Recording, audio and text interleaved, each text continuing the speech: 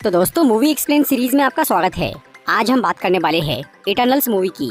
MCU की ये 26 film हमारी सोच से भी काफी ज्यादा बड़ी है। यहाँ हमें ब्रह्मांड की शुरुआत से लेकर तारों और ग्रहों के बनने और उनके मिटने के बारे में भी पता चला। इसके साथ ही यहाँ हमें बिल्कुल ही नए मगर काफी पुराने सुपर हीरोज की एक टीम देखने को मिली।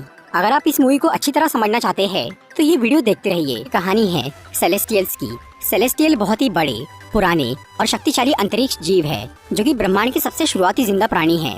ब्रह्मांड जब अस्तित्व में आया तो उसमें सिर्फ अंधेरा था। तब सेलेस्टियल के लीडर अरिशेम ने सबसे पहले सूरज का निर्माण किया, जिससे इस सृष्टि में उजाला हुआ। फिर उस सूरज की गर्मी और गुरुत्वाकर्षण से ग्रह और तारामंडल बने और ब्रह्मांड में जीवन की शुरुआत हुई। इस तरह से और भी कई सेलेस्टियल्स ने बहुत सी गैलेक्सीज बनाई, जिससे इस यूनिवर्स में एनर्जी का फ्लो शुरू हुआ और लाइफ आगे बढ़ने लगी। लेकिन इस एनर्जी के फ्लो को बनाए रखने के लिए और भी सेलेस्टियल्स की जरूरत थी। इसीलिए अरिशेम ने नए सेलेस्टियल्स को जन्म देने के लिए सजीव ग्रहों पर सेलेस्टियल्स के बीज बो दिए। एक नए सेलेस्टियल को जन्म लेने के लिए हजारों साल का वक्त लगता है और उसे बहुत सारी एनर्जी की जरूरत पड़ती है, और वो एनर्जी उसे मिलती है इंटेलिजेंट लाइफ से। पर किसी भी लिविंग प्लेनेट पर इंटेलिजेंट लाइफ को ग्रो होने में बहुत मुसीबतों का सामना करना पड़ता है। हर लिविंग प्लेनेट पर शुरुआत में एपेक्स प्रेडेटर्स यानी डायनासोर जैसे प्राणी होते हैं, जिनके रहते इंटेलिजेंट लाइफ शुरू नहीं हो सकती। इसीलिए उन्हें खत्म करने के लिए अरिशेम ने डेविएंट्स नाम के प्राणी बनाए और उसने उन्हें यूनिवर्स के सभी लिविंग प्लैनेट्स पर भेज दिया। इसके बाद डेविएंट ने डायनासोर्स को तो खत्म कर दिया, लेकिन डेविएंट्स की बनावट में एक कमी थी, इसीलिए वो विकसित होने लगे और वो खुद डायनासोर की तरह सबको मारने लगे।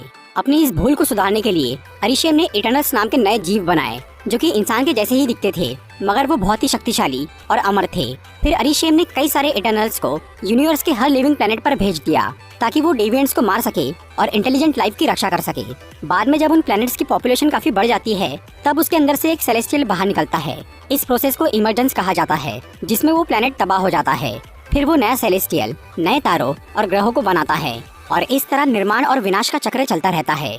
ईयर 5000 बीसी में, यानी आज से 7000 साल पहले, अरिशेम ने 10 इटर्नल्स को प्लेनेट अर्थ पे भेजा सेलेस्टियल टियामट के इमरजेंस के लिए। वो 10 इटर्नल्स बहुत ही पावरफुल थे और उन सबके पास अलग अलग पावर्स थी। उन इटर्नल्स की लीडर थी एजैक, जो कि अरिशेम से डायरेक्टली बात कर सकती थी और वो अरिशेम का हर मैसेज बाकी इटर्नल्स तक पहुंचाती थी। एजैक और उसके साथियों ने इसके पहले भी कई सेलेस्टियल्स के पैदा होने में मदद की थी, लेकिन हर इमरजेंस के बाद अरिशेम एजैक के अलावा बाकी इटर्नल्स की याददाश्त मिटा दिया करता था, ताकि वो इमोशनली किसी से अटैच ना हो। हर बार एजैक के सिवा किसी को भी ये मालूम नहीं होता था कि वो इमरजेंस के लिए उस प्लेनेट पर आए हैं, बल्कि उन्हें ये बोला जाता था कि वो ओलंपिया ग्रह के रहने वाले हैं और उन्हें डेविएंट्स को मारने वहाँ भेजा गया है। जब ये 10 इटर्नल्स पृथ्वी पर पहुँचे तो उन्होंने यहाँ के डेविएंट्स को मारना शुरू कर दिया और वो इंसानों के बीच घुल मिलकर रहने लग गए। उस टाइम पर इंसान की जिंदगी एकदम मामूली थी, पर ये इटर्नल्स टेक्नोलॉजी के मामले में बहुत एडवांस थे। इसीलिए उन्होंने अपनी शक्ति से इंसान के विकास में थोड़ी मदद की ताकि जल्द से जल्द उनकी आबादी बढ़े। पर अरिशेम ने इटर्नल्स को ये हुक्म दिया था कि वो इंसानों को सिर्फ डेविएंट से बचाए और उनके बाकी मामलों से दूर रहे, ताकि वो पूरी तरह से इटर्नल्स पर डिपेंड न हो। फिर इटर्नल्स ने सदियों तक दुनिया के अलग अलग हिस्सों में जाकर डेविएंट्स को मारा और इंसानी सभ्यता का विकास किया। इसी बीच इकरिस और सर्सी नाम के 2 इटर्नल्स ने शादी कर ली और वो खुशी खुशी साथ रहने लगे। इकरिस एक बहुत ही ताकतवर और वफादार इटर्नल था, जो कि एजैक की हर बात मानता था। इसी वजह से एजैक ने ईयर 575 बीसी में, यानी पृथ्वी पे आने के 4500 साल बाद, इकरिस को अपने असली मिशन यानी इमरजेंस के बारे में बता दिया। ये सुन के इकरिस को बहुत बुरा लगा, लेकिन क्योंकि वो अरिशेम और एजैक का वफादार था, इसीलिए उसने इस कड़वे सच को स्वीकार लिया और उसने धीरे धीरे सर्सी से दूरी बनाना शुरू कर दिया। फिर सन 1521 में सभी इटर्नल्स अलग हो जाते हैं, क्योंकि उन्होंने सभी डेविएंट्स को खत्म कर दिया था। इसके अलावा कुछ इटर्नल्स को अब एजैक की गुलामी पसंद नहीं आ रही थी और वो अपनी मर्जी से जीना चाहते थे। इसीलिए एजैक सबको आजाद कर देती है और वो सब अलग अलग रास्तों पर निकल जाते हैं। इसके कुछ साल बाद इकरिस भी सर्सी को छोड़कर चला जाता है, क्योंकि वो उसके सामने सच बोल के अपना मिशन बर्बाद नहीं करना चाहता था। फिर 500 साल बाद, यानी सन 2018 में, पृथ्वी पर इमरजेंस का वक्त आ गया, क्योंकि अब इस ग्रह की आबादी सही मात्रा में बढ़ चुकी थी। लेकिन तभी थैनोस ने इन्फिनिटी स्टोन्स का इस्तेमाल करके यूनिवर्स की आधी पॉपुलेशन को मिटा दिया। इससे दुनिया की आबादी घट गई और इमरजेंस रुक गया।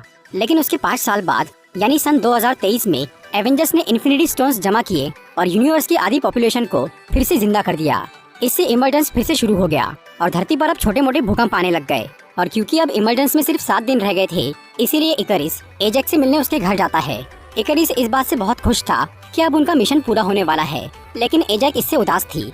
वो इकरिस को बोलती है जबकि बाकी प्लैनेट्स के मुकाबले ये प्लैनेट और उसके लोग बहुत अलग है। यहाँ के लोग भले ही आपस में लड़ते हैं, लेकिन फिर भी वो मिलजुल कर साथ रहते हैं। वो खुश होना चाहते हैं और जीना चाहते हैं। और जब एवेंजर्स ने थैनोस की करनी को भी पलट दिया, तब एजेक को लगा कि इस प्लेनेट के लोगों को एक सेलेस्टियल के लिए कुर्बान करना सही नहीं है। इसलिए उसने इमर्जेंस को रोकने का फैसला कर लिया।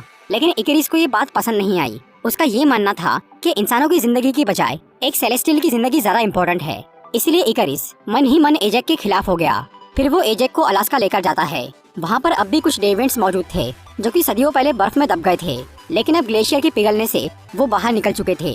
वहाँ इकरिस एजेक को बोलता है कि वो इमरजेंस रोकना नहीं चाहता, इसीलिए वो उन्हें धोखा नहीं देने देगा। फिर वो एजेक को डेविएंट्स के सामने फेंक देता है और तब वहाँ डेविएंट्स का लीडर क्रो एजेक की पावर्स एब्जॉर्ब कर लेता है, जिससे वो मर जाती है। एजेक के पास रीजनरेटिव हीलिंग पावर थी, मतलब वो खुद को और दूसरे घायलों को ठीक कर सकती थी, और अब वो पावर डेविएंट क्रो को मिल जाती है। इसके साथ ही उसे एजेक की याददाश्त भी मिल जाती है, जिससे उसे समझ में आता है कि अरिशेम और इटर्नल्स ने उनके साथ क्या क्या किया है।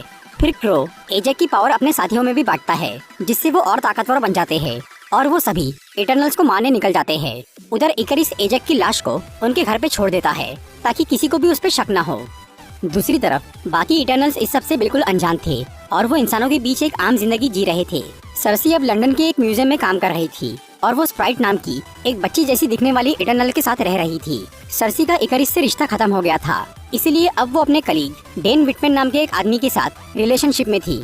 फिर एक रात जब सर्सी, स्प्राइट और डेन एक पार्टी से घर जा रहे थे, तब उन पे डेविएंट क्रो हमला कर देता है।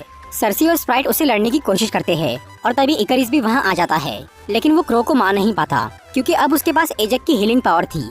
फिर किसी तरह से इकरिस क्रो को वहाँ से भगा देता है। इकरिस इमरजेंस तो होने देना चाहता था, लेकिन उसे अपने साथियों की भी फिक्र थी, इसीलिए वो उन्हें बचा रहा था। उधर डेन विटमैन को उस घटना की वजह से सर्सी, स्प्राइट और इकरिस की असलियत पता चल गई थी, इसीलिए सर्सी उसे अपने बारे में सब कुछ बता देती है और वो उसे छोड़कर चली जाती है। फिर स्प्राइट और सर्सी इकरिस के साथ बाकी इटर्नल्स को ढूंढने निकल जाते हैं ताकि वो सब मिलकर डेविएंट्स को खत्म कर सके। इकरिस तो यही चाहता था कि उसके साथी इमरजेंस तक किसी तरह बिजी रहे, इसीलिए वो सबका ध्यान डेविएंट्स पे ही लगा के रखता है। फिर वो तीनों एजेक से मिलने उसके घर जाते हैं और वहाँ पहुँचते ही उन्हें एजेक की लाश मिलती है, जिसे देखकर स्प्राइट और सर्सी को डेविएंट्स पे ही शक होता है।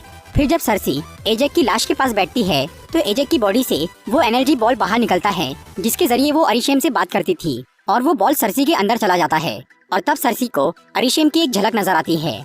एजेक ने मरने से पहले सर्सी को नया लीडर बनाने का सोच लिया था, क्योंकि सर्सी को इंसानों से बहुत प्यार था और वो ही इमरजेंस को रोक सकती थी। इसीलिए एजेक के मरने के बाद वो एनर्जी बॉल सर्सी को मिल जाता है। फिर इकरिस, सर्सी और स्प्राइट मुंबई जाते हैं इटर्नल किंगो से मिलने। किंगो अब एक बॉलीवुड हीरो बन गया था। जब वो एजेक के मरने की खबर सुनता है तो वो भी उनके साथ शामिल हो जाता है और फिर वो सब ऑस्ट्रेलिया जाते हैं इटर्नल गिलगमेश और थीना से मिलने। वहाँ पर सर्सी जब थोड़ा फोकस करती है तो वो अरिशेम से बात कर पाती है और तब अरिशेम सर्सी को इटर्नल्स और डेविएंट्स का पूरा इतिहास बताता है और वो उसे बोलता है कि उन्हें पृथ्वी पर सेलेस्टियल टियामट की इमरजेंस के लिए भेजा गया है।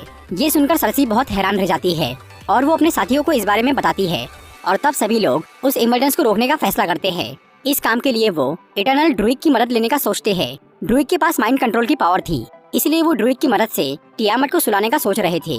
फिर वो ड्रुइग से मिलने अमेज़न के जंगल में जाते हैं। वहाँ जब वो ड्रुइग को सब कुछ बताते हैं और उसे इमरजेंस को रोकने के लिए बोलते हैं तो वो थोड़ा घबरा जाता है, क्योंकि एक सेलेस्टियल का माइंड कंट्रोल करना बहुत मुश्किल काम था। ड्रुइग सोचने के लिए थोड़ा वक्त लेता है, इसीलिए बाकी सब लोग वहीं रुक जाते हैं। उसी रात उस जगह पर डेविएंट्स हमला कर देते हैं। कुछ डेविएंट्स को तो इकरिस और किंगो मार देते हैं, लेकिन डेविएंट्स का लीडर क्रो गिलगमेश को मार के उसकी पावर एब्जॉर्ब कर लेता है, जिससे वो बहुत पावरफुल बन जाता है और उसका रूप भी बदल जाता है। इसके अलावा वहाँ एक अजीब घटना होती है। सर्सी, जो कि पहले अपनी शक्तियों से सिर्फ बेजान चीजों का ही रूप बदल सकती थी, वो जब एक डेविएंट को छूती है तो वो एक पेड़ बन जाता है। मतलब सर्सी की शक्ति अब विकसित हो गई थी और वो अब जिंदा लोगों का भी रूप बदल पा रही थी। फिर वो सब गिलगमेश का फ्यूनरल करते हैं और वो इटर्नल फेस्टोस को ढूंढने निकल जाते हैं। फेस्टोस उनकी टीम का साइंटिस्ट था, जो कि इन्वेंशन करने में बहुत एक्सपर्ट था। वो लोग फेस्टोस की टेक्नोलॉजी और ड्रुइग की पावर से टियामट को बेहोश करने की सोच रहे थे। फिर वो सब शिकागो जाकर फेस्टोस से मिलते हैं और उसे कन्विंस करके अपने साथ शामिल कर लेते हैं। इसके बाद वो इराक जाकर वहाँ से अपना स्पेसशिप बाहर निकालते हैं। उस शिप के अंदर इटर्नल मकारी थी, जो कि कई साल से वहीं रह रही थी। मकारी एक डेफ इटर्नल थी, जो कि अपनी पावर से बहुत तेज दौड़ सकती थी। वहाँ फेस्टोस सबको ये बोलता है कि वो अपनी टेक्नोलॉजी से सभी इटर्नल की पावर को कंबाइन कर सकता है और उस कंबाइंड पावर का इस्तेमाल करके ड्रुइग टियामट को सुला सकता है। इस प्रोसेस का नाम था यूनिमाइंड, जिसके लिए फेस्टोस कुछ ब्रेसलेट्स बनाना शुरू करता है और वो मकारी को इमरजेंस की लोकेशन ढूंढने भेजता है। इस सब से इकरिस खुश नहीं था और वो सबको ये समझाने की कोशिश कर रहा था कि उन्हें इमरजेंस नहीं रोकना चाहिए, लेकिन कोई उसकी बात नहीं सुनता। इसीलिए इकरिस फेस्टोस के काम को बीच में ही बर्बाद कर देता है और वो सबको ये बोलता है कि अगर उन्होंने इमरजेंस को रोकने की कोशिश की तो वो सबको मार देगा। और तब सब लोग ये समझ जाते हैं कि एजेक को इकरिस ने ही मारा है, इसलिए सब उसके खिलाफ हो जाते हैं। लेकिन स्प्राइट उसका साथ देती है और वो दोनों वहाँ से चले जाते हैं। स्प्राइट इकरिस से प्यार करती थी, इसीलिए वो उसके पक्ष में थी। इसके अलावा किंगो भी वहाँ से चला जाता है क्योंकि उसे भी इमरजेंस सही लग रहा था, लेकिन वो अपने दोस्तों को नुकसान नहीं पहुँचाना चाहता था, इसीलिए ना तो वो इकरिस का साथ देता है और ना ही बाकी सबका। उधर फेस्टोस के ब्रेसलेट्स बनने से पहले ही तबाह हो गए थे और अब दोबारा वो काम शुरू करने का वक्त नहीं बचा था। इसीलिए फेस्टोस सर्सी की बॉडी से वो एनर्जी बॉल निकाल लेता है जो कि उसे एजेक ने दिया था और उस बॉल का इस्तेमाल करके फेस्टोस काफी जल्दी नए ब्रेसलेट्स बना लेता है, जिसे पहनकर सब लोग तैयार हो जाते हैं और वो हिंद महासागर पहुंच जाते हैं क्योंकि वहीं एक ज्वालामुखी के पास इमरजेंस होने वाला था। वहाँ पहले से ही इकरिस और स्प्राइट बैठे हुए थे। जब बाकी इटर्नल्स वहाँ आकर यूनिमाइंड की शुरुआत करते हैं तो इकरिस ड्रुइग पे हमला कर देता है, जिससे ड्रुइग घायल हो जाता है। फिर मकारी, थीना और फेस्टोस इकरिस से लड़ना शुरू करते हैं और क्योंकि ड्रुइग अब घायल हो गया था इसलिए सर्सी अपनी नई शक्ति से टियामट को मारने का फैसला करती है।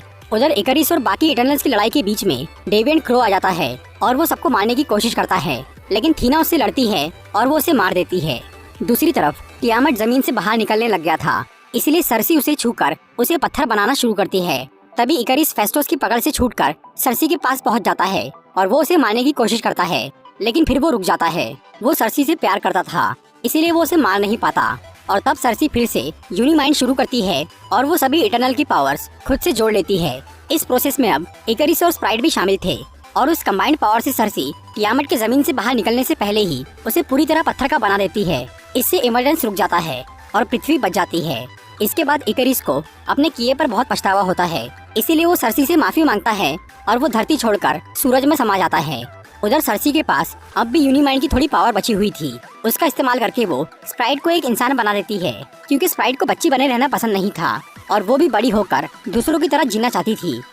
अब धरती पर बचे रह गए थे 6 इटर्नल्स, जिनमें से मकारी, ड्रुइग और थीना अपना स्पेसशिप लेकर स्पेस में चले जाते हैं ताकि वो ब्रह्मांड में मौजूद दूसरे इटर्नल्स से मिलके उन्हें सच बता सके। और सर्सी, किंगो और फेस्टोस अपनी अपनी जिंदगी में लौट जाते हैं। फिर सर्सी डेन विटमैन से मिलती है। डेन उसे प्रपोज करता है और वो सर्सी को अपनी फैमिली की हिस्ट्री के बारे में बताने की कोशिश करता है, लेकिन तभी सेलेस्टियल अरिशेम पृथ्वी के पास पहुंच जाता है और वो सर्सी, किंगो और फेस्टोस को अंतरिक्ष में लेकर चला जाता है। अरिशेम उन्हें बोलता है कि उन्होंने इंसानों को बचाने के लिए एक सेलेस्टियल को कुर्बान किया है, इसीलिए अब वो उनकी यादों से ये तय करेगा कि क्या इंसान सच में बचाने लायक है या नहीं। फिर अरिशेम उन तीनों को लेकर कहीं चला जाता है। उसने फिलहाल तो पृथ्वी को बख्श दिया था, लेकिन वो कुछ समय बाद वापस लौटेगा और अपना फैसला सुनाएगा। मूवी के मिड क्रेडिट सीन में हमें दिखता है कि थीना, मकारी और ड्रुइग कुछ दिनों से स्पेस में ट्रेवल कर रहे थे और अब उनके दोस्तों ने पृथ्वी से जवाब देना बंद कर दिया था, जिससे उन्हें समझ में आ जाता है कि फेस्टोस, सर्सी और किंगो किसी मुसीबत में हैं। तभी उनके स्पेसशिप में एक पोर्टल खुलता है और उसमें से 2 लोग बाहर निकलते हैं, जो था थैनोस का भाई इरोस और उसका साथी पिप। थैनोस और उसका पूरा परिवार इटर्नल प्रजाति का था, लेकिन थैनोस के अंदर गलती से डेविएंट का डीएनए आ गया था, इसीलिए वो थोड़ा अलग दिखता था। और उसका भाई इरोस एक पावरफुल इटर्नल था जिसे स्टार फॉक्स के नाम से भी जाना जाता था। यहाँ वो थीना, मकारी और ड्रुइग को बताता है कि उनके साथी बहुत बड़ी मुसीबत में है और वो उन्हें बचाने में उनकी मदद कर सकता है। मूवी के पोस्ट क्रेडिट सीन में हमें डेन विटमैन नजर आता है, जो कि अपने म्यूजियम से एक तलवार निकालता है। ये तलवार डेन के पूर्वजों की थी, जिसका नाम है एबिनी ब्लेड। इसका इस्तेमाल करने वाले इंसान को कुछ शक्तियाँ मिल जाती है, जिससे वो ब्लैक नाइट नाम का एक हीरो बन जाता है। पर ये एक श्रापित तलवार है, जिसे इस्तेमाल करने वाला अक्सर बुरा बन जाता है, इसीलिए डेन उसे उठाने से डर रहा था। पर आखिर में जब वो उसे उठाने का फैसला करता है, तब कोई अनजान आदमी उसे रोक लेता है। तो दोस्तों, ये थी इटर्नल्स मूवी की एक्सप्लेनेशन वीडियो। अगर आपको ये वीडियो अच्छी लगी हो तो इसे लाइक और शेयर जरूर।